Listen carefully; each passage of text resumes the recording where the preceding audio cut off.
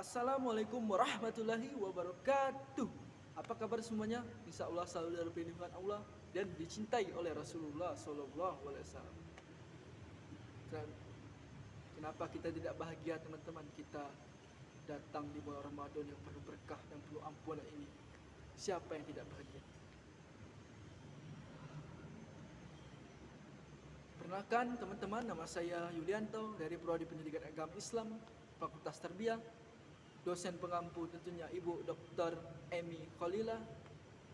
Di sini teman-teman, berdirinya saya di sini tidak basa-basi, tapi saya akan menjelaskan pendidikan Islam kontemporer masa sekarang. Pendidikan merupakan kebutuhan pokok manusia yang dipikir oleh manusia untuk menjalani kehidupan ini, untuk bertahan hidup tentunya. Dan kehidupan manusia mengemban tugas dari Sang Khalik Allah Subhanahu yaitu untuk beribadah kepada Allah Subhanahu wa taala yang menciptakan langit dan bumi ini, jemaah, yang menggerakkan hati kita, yang bisa menggerakkan tangan kita untuk beribadah dan untuk pergi kuliah tentunya teman-teman, dan pergi juga barang sidia. Yang selanjutnya teman-teman, sebelum kita membahas pendidikan Islam kontemporer, apa sih pendidikan itu? Pendidikan menurut KBBI, Kamus Besar Bahasa Indonesia, pendidikan adalah proses belajar mengajar yang mendasarkan seorang atau dari sebuah kelompok atau perorangan per individu yang dilatih dan tentunya diajar oleh sang guru. Manusia diberikan akal dan hawa nafsu yang tidak dimiliki oleh makhluk lain. Itulah betapa sempurnanya kita dimiliki akal dan hawa nafsu. Apakah akal itu kita gunakan untuk hal yang positif, apa untuk negatif, itu tergantung kita sendiri. Manusia diberikan akal oleh Allah SWT pastinya untuk berpikir, dan tidak mungkin kita gunakan akal itu untuk diam-diam saja. Mungkin itu tidak akan berguna dan tidak bermanfaat tentunya. Maka dari itu kita gunakan akal itu untuk masyarakatnya agama Islam, untuk mentadaburi Al-Quran, dan untuk tentunya untuk belajar ilmu. Itu yang paling penting teman-teman. Teman-teman, pendidikan merupakan upaya dalam terorganisir dilakukan oleh kesadaran manusia yang jelas dan yang komitmen secara bersama-sama. Dan pendidikan Islam kontemporer adalah pendidikan yang dikembangkan oleh ajaran fundamental. Kenapa? Karena fundamental ini dalam Islam yang terkandung dalam sumbernya yaitu dua yang kita tidak asing lagi dalam telinga kita, yaitu Al-Quran dan As-Sunnah, yang terencana dan berencana yang berdasarkan kaidah-kaidah masa sekarang yang tentunya. Adapun tujuan pendidikan Islam kontemporer adalah harus sesuai dengan Undang-Undang Dasar 1445 yang tercantum dalam Undang-Undang Dignas 2003 ayat pasal 1 ayat 2 yang berbunyi bagaimana manusia itu, pendidikan Islam itu mengemban nilai-nilai agama, kebudayaan, sosial, dan tangkap pada perubahan zaman kita sekarang pada saat ini. Jenis-jenis pendidikan Islam kontemporer, jenis-jenisnya itu ya kita lihat ada sekolah agama seperti pesantren, madrasah, asrama, aliyah, bidiyah, dan lain-lain tentunya. Semuanya lagi. Yang kita pasti dalam masalah pendidikan Islam kontemporer itu pasti ada masalah.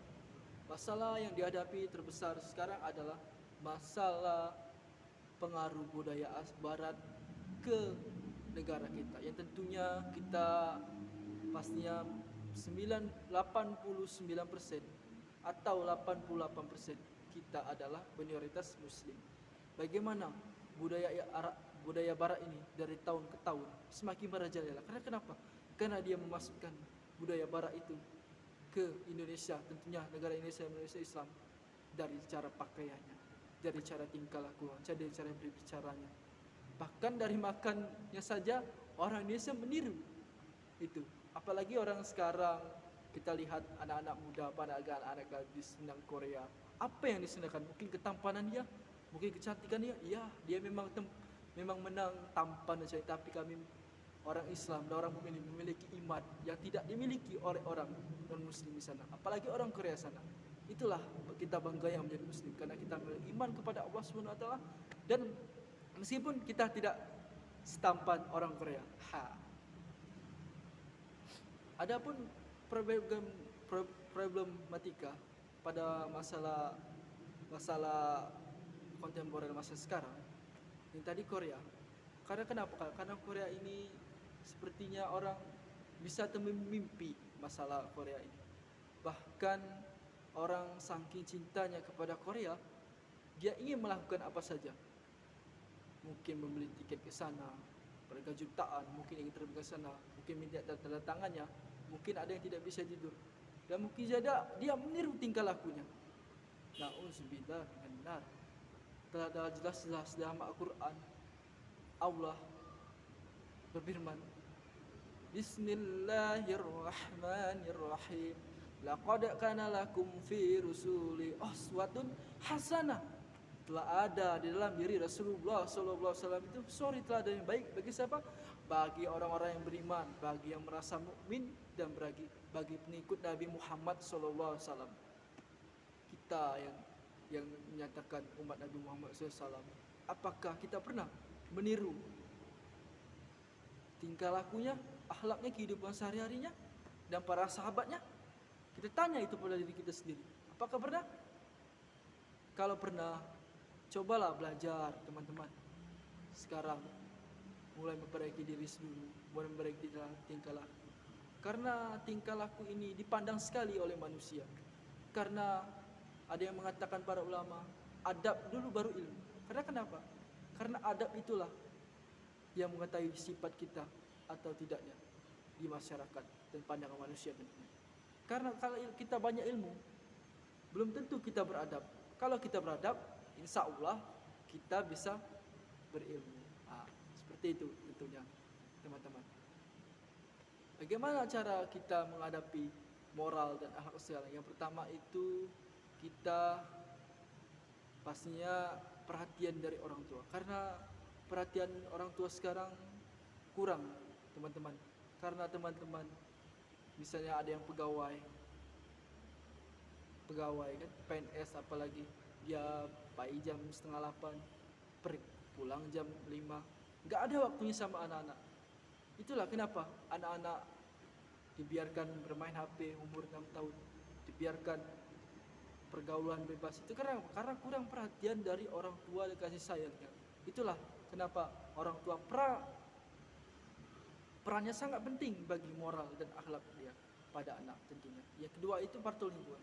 Kita lihat lingkungan tetangga kita, misalnya kita orang tua, lingkungannya ada yang misalnya ada yang baik, ada yang buruk. Baik buruk itu pasti berdampak. Kata para ulama, jika kita berteman dengan parfum, apalagi minyak wangi, pasti kita itu akan terkena baunya parfum itu. Maksudnya kenapa? Maksudnya kalau kita berteman dengan orang soleh, apa para ulama, orang baik,